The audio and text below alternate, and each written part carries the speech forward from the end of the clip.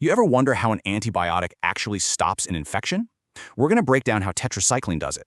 So what's its secret weapon? Well, it all comes down to a very specific strategy of attack. First, you gotta know the target. Think of a bacterium like a tiny factory, always making proteins to live.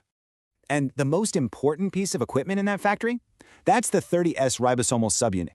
So yeah, tetracycline doesn't just blow up the factory walls, it shuts down the whole assembly line. And that's the whole game right there. Stop the proteins, and you stop the bacteria. Simple as that. It's like a perfect sabotage mission. Gets in, grabs the machinery, and just stops everything cold. But, shutting down the factory is just one way to do it. So how do other antibiotics get the job done? Yeah, you can see other antibiotics are total specialists. Some go for the cell wall, others attack the DNA itself. So the big takeaway here, there's no single way to fight bacteria. There are a ton of different strategies. Which really makes you think, right?